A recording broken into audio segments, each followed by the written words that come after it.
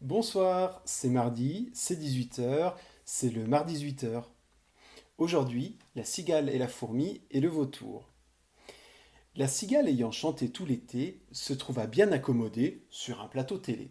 C'est le vautour rapace qu'elle avait enchanté qui lui assure bonne place, bien qu'il soit fêlé. De cette fêlure, tout le monde était au courant. Le vautour avait du monde une horrible vision. Intégriste raciste, allergique au Coran, il avait racheté presse, radios et télévisions. Pour diffuser ses idées, n'hésitait pas à sacrifier l'audimat, faisait les têtes tomber comme d'autres jettent les tomates.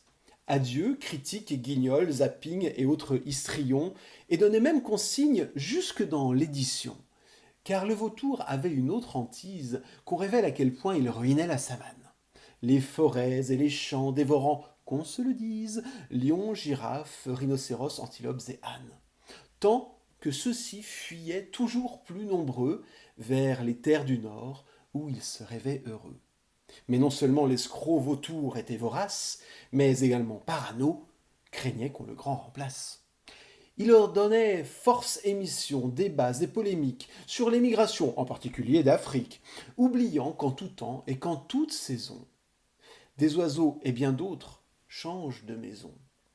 L'herbe imaginée n'est pas toujours plus verte ailleurs, mais même croquer des brins jaunis peut éviter qu'on meure.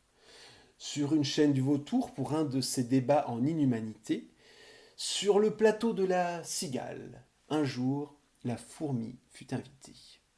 Elle était une intervenante fort réputée, syndicaliste de lycée, de fac et d'IUT, le verbe haut, vive et maintenant députée. La cigale s'en moque, c'est là son moindre défaut, mais la fourmi évoque du vautour les dossiers crado. Déforestation et autres procès en justice, des gens réclament le prix de leur supplice. À ces mots, la cigale ne se sent plus de remontrance, donne de sa forte voix, intimide et tense. La fourmi ne s'en laisse pas compter, et bientôt fait face au plateau entier. Mais elle continue, interpelle, interroge, elle questionne et parle et déroge.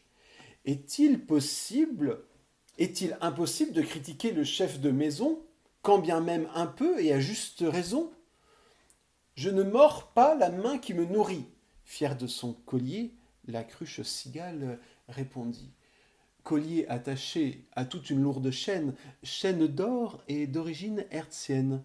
Et c'est sans ménagement, ni même intervention du vautour, que la fourmi fit déménagement et sortit du plateau bien avant son tour. La cigale se dit bonne joueuse et divertissante, elle soigne une image rieuse qu'elle veut très reluisante. Mais cette mésaventure nous montre sa nature. D'argent en argent à son mauvais tour, elle est devenue maintenant elle-même un vieux vautour. Rappelant Midas qui changeait tout en or, l'argent lui-même corrompt âmes et corps.